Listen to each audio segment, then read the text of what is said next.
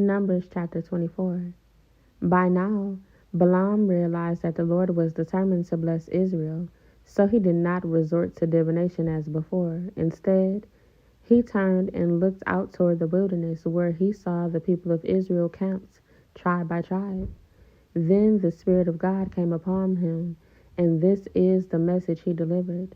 This is the message of Balaam, son of Beor, the message of the man whose eyes see clearly, the message of one who hears the words of God, who sees a vision from the Almighty, who bows down with eyes wide open. How beautiful are your tents, O Jacob! How lovely are your homes, O Israel! They spread before me like palm groves, like gardens by the riverside. They are like tall trees planted by the Lord, like cedars beside the waters. Water will flow from their buckets. Their offspring have all they need. Their king will be greater than Agag. Their kingdom will be exalted. God brought them out of Egypt. For them he is as strong as a wild ox. He devours all the nations that oppose him, breaking their bones in pieces, shooting them with arrows.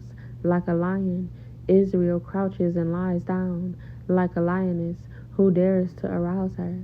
Blessed is everyone who blesses you, O Israel, and cursed is everyone who curses you.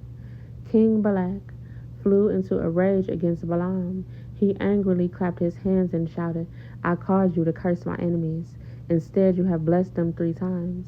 Now get out of here. Go back home. I promised to reward you richly, but the Lord has kept you from your reward. Balaam told Balak, Don't you remember what I told your messengers I said? Even if Balak were to give me his palace filled with silver and gold, I would be powerless to do anything against the will of the Lord. I told you that I could only say what the Lord says.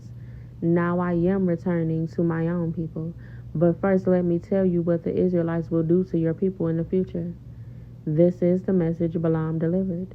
This is the message of Balaam, son of Beor, the message of the man whose eyes see clearly, the message of the one who hears the words of God, who has knowledge from the Most High, who sees a vision from the Almighty, who bows down with eyes wide open. I see him, but not here and now. I perceive him, but far in the distant future. A star will rise from Jacob. A scepter will emerge from Israel. It will crush the heads of Moab's people, cracking the skulls of the people of Sheth. Edom will be taken over, and Seir, its enemy, will be conquered. While Israel marches on in triumph, a ruler will rise in Jacob who will destroy the survivors of Ir. Then Balaam looked over toward the people of Amalek and delivered this message. Amalek was the greatest of nations, but its destiny is destruction. Then he looked over toward the Kenites and delivered this message. Your home is secure. Your nest is set in the rocks.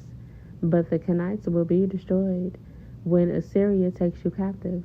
Balaam concluded his messages by saying, Alas, who can survive unless God has willed it? Ships will come from the coast of Cyprus. They will oppress Assyria and afflict Eber, but they too will be utterly destroyed. Then Balaam left and returned home, and Balak also went on his way.